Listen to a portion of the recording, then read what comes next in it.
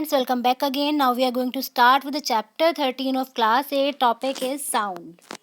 इससे पहले वीडियो में हम कवर चुके हैं sound as a wave types and parameters, और जो टॉपिक हमें इस वीडियो में कवर करना है वो है conditions necessary for producing sounds. तो चलिए स्टार्ट करते हैं।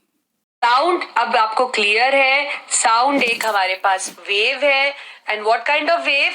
ऑब्वियसली अ मैकेनिकल वेव, क्योंकि ये सिर्फ मीडियम से पास कर सकती है।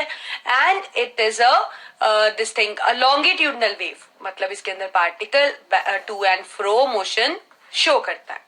तो अब ये तो हमें क्लियर हो गया कि साउंड हमारे पास किस तरह की वेव है और वेव की क्या पैरामीटर्स होते हैं, ये भी हम कर चुके हैं। वेलोसिटी, फ्रीक्वेंसी, टाइम पीरियड आप जान चुके हो, ऑस्किलेशन, वेवलेंथ, ये सारे आप टर्म्स के बारे में फैमिलियर हो चुके हो। ठीक है, तो अब क्योंकि हमें एक साउंड की इंट्रोडक्शन पता लग चुकी है, हम साउंड के बारे में काफी कुछ जान चुके हैं, तो अब हम साउंड प्रोडक्शन की बात करते हैं। ठीक है, तो पहली चीज that what are the conditions which are necessary to produce sound. ऐसी कौन सी चीजें हैं जो होनी जरूरी हैं तभी साउंड प्रोड्यूस होगी। ठीक है, तो तीन कंडीशंस हैं, three important conditions are there which are actually necessary to produce sound. तो देखते हैं वो तीन important conditions हैं कौन सी। One is a vibrating body, another is a medium to travel, and third a receiver to listen. अब ये तीनों चीजें क्या हैं? We are going to study them in detail, but this is you can say ये तो है ही है कि these three important conditions are very important. They have to be present if we need to produce sound. One is a vibrating body, another is a medium to travel, and third is a receiver to listen. So let's see that these three important conditions. So we are starting with the first important condition to produce sound, that is a vibrating body. इसका मतलब है कि कभी भी sound अगर produce करना चाहते हैं हम, तो बॉडी वाइब्रेट होनी जरूरी है। A body must vibrate if it needs to produce sound. एक इंपॉर्टेंट कंडीशन है ये।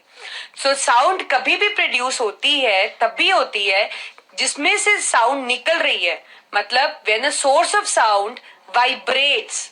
वाइब्रेट का मतलब है ऑस्किलेट। ऑस्किलेट का मतलब तो आप समझते हो ना, अब काफी कुछ पता आपको कि मूवमेंट चाहे आगे पीछे चाहे अप एंड डाउन, पर क्योंकि साउंड की बात हो रही है तो आपको पता है साउंड की मूवमेंट तो टू एंड फ्रो ही होती है ना। तो इसका मतलब यहाँ पे वाइब्रेशंस जो हम बात कर रहे हैं वो कौन सी वाइब्रेशंस की बात कर रहे हैं हम? लॉन्गिट्यूडनल वाली वाइब्रेशन की। ऑस्किलेशन कौन सी है? टू एंड फ्रो वाली। ठीक है, तो दिस इज वेरी इंपॉर्टेंट। तो मतलब साउंड प्रोड्यूस करने के लिए या साउंड तभी प्रोड्यूस होगी when a source of sound vibrates, मतलब वो ऑस्किलेट करे एट इट्स मीन पोजीशन। किस डायरेक्शन में? To and fro. ये तो क्लियर है ना आपको, टू एंड फ्रो डायरेक्शन में। अब क्या है कि कई बार तो ये वाइब्रेशंस आपको दिखती है, ठीक है, लेकिन कई बार ये वाइब्रेशंस इनविजिबल होती है। कभी तो आप फील कर सकते हो, देखने से ही पता लग जाता है कि बॉडी वाइब्रेट कर रही है, और कभी ये वाइब्रेशंस आपको दिखती नहीं है पर हो रही होती है। जैसे कि आप पिक्चर में देख पा रहे हो, this is a tuning fork. What is it? This is a tuning fork. ये एक ऐसा डिवाइस है जो कि साउंड प्रोड्यूस कर सकता है। आप इसको अगर हिट करो किसी चीज के साथ, जैसे रबर पैड वगैरह के साथ, so it can actually produce sound. ठीक है, लेकिन इसकी वाइब्रेशंस हमें दिखती नहीं है। तो हम देखते हैं कि कब वाइब्रेशंस किसकी दिखती हैं और किसकी नहीं दिखती। But this is actually important कि आपको ये तो याद रखना है, अ vibrating body only produce sound. तो मतलब एक नेसेसरी कंडीशन है कि बॉडी वाइब्रेट होगी तभी साउंड प्रोड्यूस होगी। अब एग्जाम्पल देखते हैं वाइब्रेटिंग बॉडी के। अब एक आपके पास बेल है, ठीक है, और एक आपके पास ये हारमोनियम है। ठीक है, अब क्या है, वाइब्रेशन तो दोनों में होती है ना। आप घंटी बजाते हैं तो ये भी वाइब्रेट करती है, हारमोनियम बज रहा है तो ऑब्वियसली साउंड प्रोड्यूस है, तो वाइब्रेशन तो हो ही रही होंगी। पर कौन सी वाइब्रेशंस दिखती हैं आपको? आपको रिंगिंग बेल की वाइब्रेशंस तो दिखती हैं, लेकिन हारमोनियम की वाइब्रेशंस, कीज की वाइब्रेशन आपको नहीं दिखती। So that means vibration is important, but it is not important that you will always see the vibrations. ऐसे ही the tightly stretched rubber string, जैसे कि आप देख पा रहे हो, एक रबर को आपने इस तरीके से अपने फिंगर्स से स्ट्रेच कर लिया है। ठीक है। अगर आप इसको बीच वाले हिस्से से ऐसे प्लग करो, इस तरीके से प्लग करो आप इसको, तो ये एक फास्ट सा टू एंड फ्रो मोशन दिखाएगा आपको। जैसे कि आपने ये आपके पास रबड़ है, आपने इसको इस तरीके से होल्ड कर लिया, आप अगर इसको बीच में से किसी भी तरीके से हिलाते हो, so it is going to show you a fast to and fro motion. That means here also the vibration can be seen. आप देख पाते हो यहाँ पे वाइब्रेशंस। ऐसे ही आपके पास ट्यूनिक फॉक है, see this is a tuning fork as you can see in the figure, ठीक है। इसको आपने एक रबड़ पैड से हिट किया, तो जब आपने ट्यूनिक फॉक को एक रबड़ पैड से हिट किया तो एक आपको आवाज तो सुनी, लेकिन आवाज बहुत ही फेंट थी। It was too low, there was a sound but the sound was very faint, और कोई वाइब्रेशंस नहीं दिखी। तो ऐसा नहीं है कि आवाज आई और वाइब्रेशंस नहीं हुई, वाइब्रेशंस हुई। आप इनको फील भी कर सकते हो। कैसे?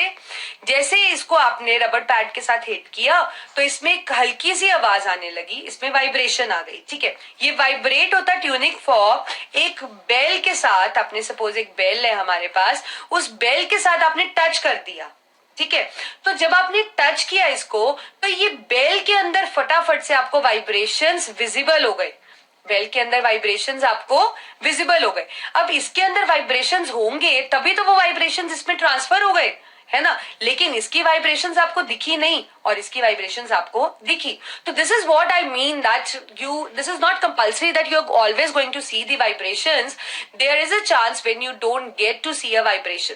अब ये जो बीच में कंप्रेशन रेयरफैक्शन का जो रीजन बना हुआ है, this we are going to discuss later कि ये साउंड यहां से यहां ट्रैवल कैसे हुई। अब ये ट्यूनिक फॉक जब हमने यहाँ टच किया, चलो अभी डिस्कस करते हैं हम ये पहले। जैसे ट्यूनिक फॉक आपने रबर से हिट करा तो ये वाइब्रेट हो रहा है, ठीक है। जब ये ट्यूनिक फॉक आपने यहाँ पे इसके साथ टच किया तो यहाँ की जो एयर थी वो, उसमें क्या हुआ, एयर के पार्टिकल्स, ये वाइब्रेशन एयर के पार्टिकल्स को ट्रांसफर हो गई। इस तरीके से सपोज यहाँ पे ट्यूनिक फॉक और यहाँ बेल ले लेते हैं, तो ये एयर वाला पोर्शन है, ठीक है। तो यहाँ के पार्टिकल्स कंप्रेशन रेयरफैक्शन इस तरीके से करने लगे, मतलब आपस में टक्कर करने लगे, एनर्जी ट्रांसफर करने लगे, और ये वाइब्रेशंस ट्यूनिक फॉक से होती हुई इलेक्ट्रिक बेल पे ट्रांसफर हो गई।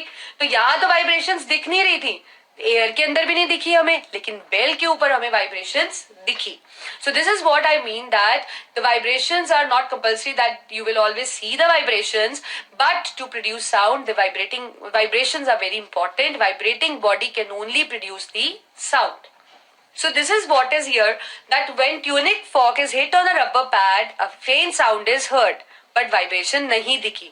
पर अब जब आपने इस ट्यूनिक फ्रॉक को एक हैंगिंग बेल के पास लाए तो आपको उस बेल के अंदर एक मोशन दिखा, सो दैट मीन्स वाइब्रेशन दिखी आपको। सो दैट मीन्स कि वाइब्रेशन जरूरी नहीं है कि आपको दिखे, हो सकता है वाइब्रेशन ना दिखे, पर ये जो बेल वाइब्रेट होने लगी, इसने आपको कंफर्म कर दिया कि वाइब्रेशन ट्यूनिक फॉक से ही इसमें ट्रांसफर हुई थी। एक और इम्पॉर्टेंट बात है कि जब भी सोर्स ऑफ साउंड वाइब्रेट करता है, जैसे ये सोर्स ऑफ साउंड वाइब्रेट कर रहा है, ये ट्यूनिक फॉक हमने बना दिया, ये वाइब्रेट कर रहा है यहाँ पे, ठीक है। This tuning fork is actually vibrating, suppose इसमें वाइब्रेशन है, तो ये जो वाइब्रेशंस है यहाँ पे एयर के पार्टिकल्स हैं इस तरीके से, है ना। तो ये वाइब्रेशन एयर के पार्टिकल को ट्रांसफर हो जाएगी, एयर का पार्टिकल हिलने लगेगा, वो आगे ट्रांसफर करेगा, ऐसे ट्रांसफर होते होते होते कंप्रेशन रेयर फैक्शन होते हुए ये आगे फ्लो करती जाएगी एनर्जी। सो दैट मीन्स कभी भी सोर्स ऑफ साउंड वाइब्रेट करता है तो वो पार्टिकल्स एयर के पार्टिकल्स के साथ कोलाइड करता है, एयर के पार्टिकल्स आगे टक्कर करते जाते हैं और इस तरीके से वो एनर्जी को ट्रांसफर करते जाते हैं।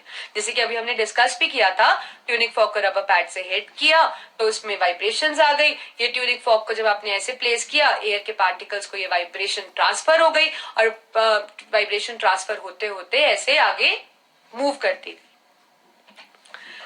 सो these particles after collision further collide करते हैं और पार्टिकल्स के साथ, और इस तरीके से ये चेन की तरह एनर्जी ट्रांसफर होता जाता है। और ये एनर्जी ट्रांसफर कब तक होता है? ये तब तक होता है जब पार्टिकल्स की एनर्जी बहुत कम ना हो जाए, बहुत फीबल ना हो जाए, कि वो आगे कोलाइड ना कर पाए और साउंड प्रोड्यूस साउंड की वेव को प्रोपोगेट ना कर पाए.